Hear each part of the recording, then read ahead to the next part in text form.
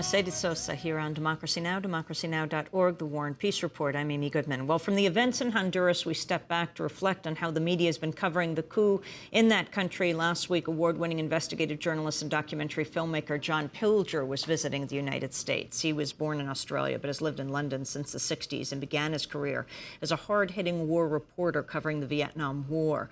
He's written close to a dozen books and made over 50 documentaries on subjects ranging from struggles around the world for a more just and peaceful society and against Western military and economic intervention, films on East Timor, Cambodia, Vietnam, Iraq, Israel, Palestine, and the United States. Well, last week, I had a wide-ranging conversation with John Pilger on Honduras, Iran, Gaza, the media, healthcare, and Obama's wars in Afghanistan and Pakistan. I began by asking John Pilger to comment on the current state of the mainstream media and how it shapes our perceptions and priorities. I don't believe anything has changed, and if it is going to change, if in the Middle East, as in other parts of the world, I think one of the really significant and building areas of discussion, and indeed it's been building for the last few years, is just the kind of information we get through the so-called mainstream. We have many alternative sources of information now, not least of all your own program, though I wouldn't call that alternative. But for most people, the primary source of their information is the mainstream. It is mainly television, even the internet. For all its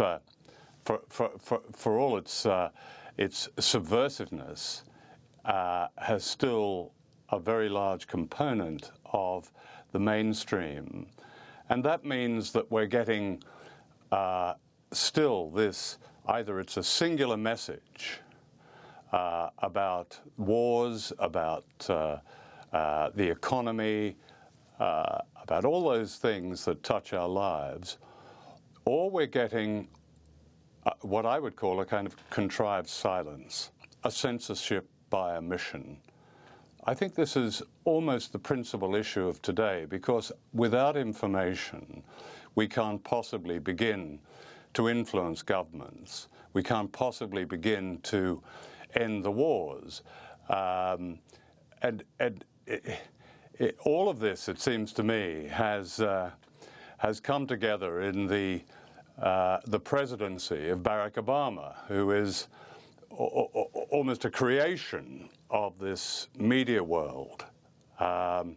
He promised some things, although most of them were amorphous, and has delivered virtually the opposite. He's started his own war in Pakistan. We see the events in Iran and Honduras being quite subtly but very directly influenced in the time-honored way by the Obama administration. And yet the Obama administration is still given this extraordinary benefit of the doubt by people who, in my view, are influenced by mainstream media. It's a time when I think we're either going to begin to understand how the media really works, or we're going to let that opportunity pass. It's almost an historic opportunity that we understand that the perception of our world is utterly distorted most of the time through what are seen as credible sources of information. John, talk about the contrast between the media coverage of the Iranian elections and the Honduran coup and the response to it on the ground. Well, you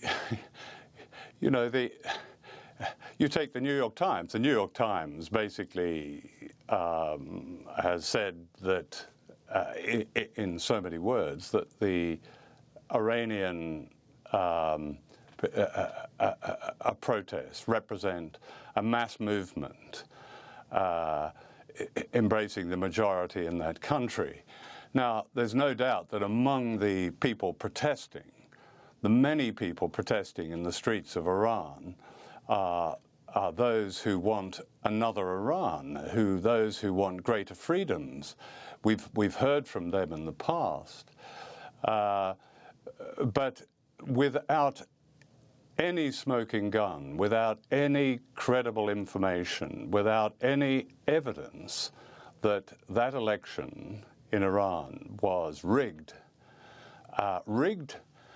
to get rid of something like 10 million votes. I mean, I don't think anyone doubts that in an election like Iran's, like an election in the United States, there is fraud. In most elections there are, and there may well have been extensive fraud in the Iranian election. But the way our perception of those events in Iran has been manipulated is to suggest that this was a great a revolution that was set to overthrow the Islamic Revolution of 1979. That's just simply not true.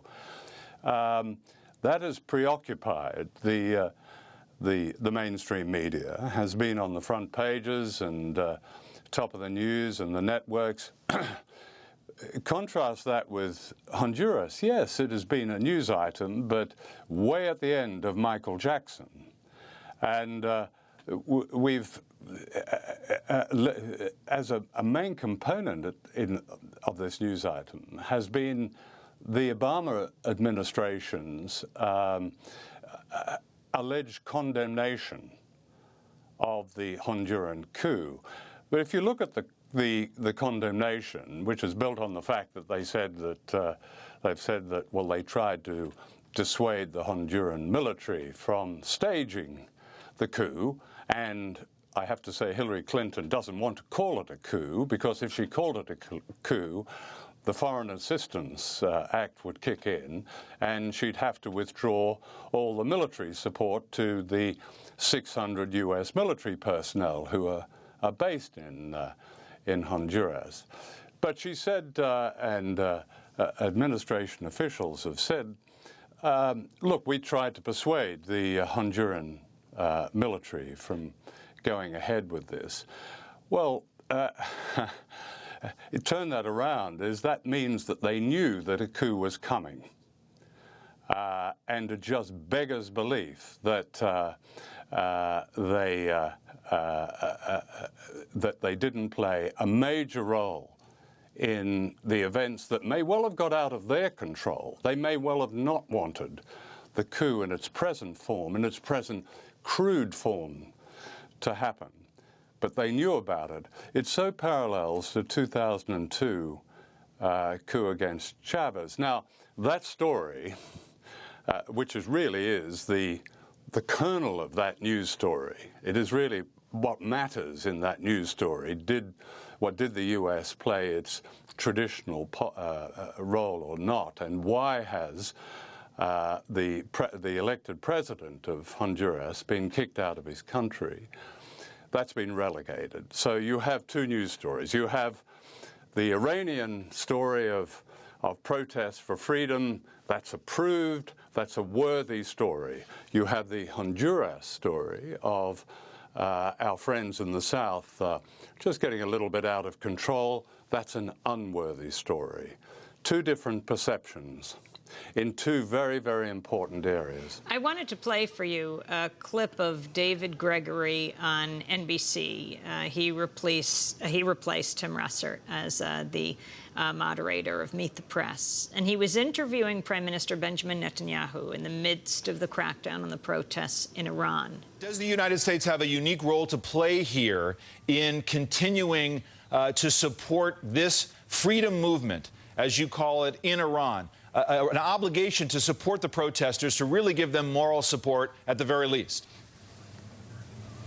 I think it's clear that that the United States, the people of the United States, the President of the United States, free people everywhere, decent people everywhere, are amazed at the at the desire of the people there and their willingness to stand up for their rights. I cannot, as I said, tell you what is going to happen. I'll tell you what I would do, what we all would do in the face of demonstrations. As we speak, David, there's a demonstration right now outside my window, outside my office. Well, democracies act differently. They don't send armed agents of the regime to brutally mow down the demonstrators. I'll tell you what I did. I called in these demonstrators. They happen to be representatives of a non-Jewish minority in Israel, the Druze community. They have certain protests about the financing of their municipalities. I called their leaders in. I talked to them. I said, how can I help you? That's what democratic leaders do. That's what democratic countries do. Prime Minister Benjamin Netanyahu.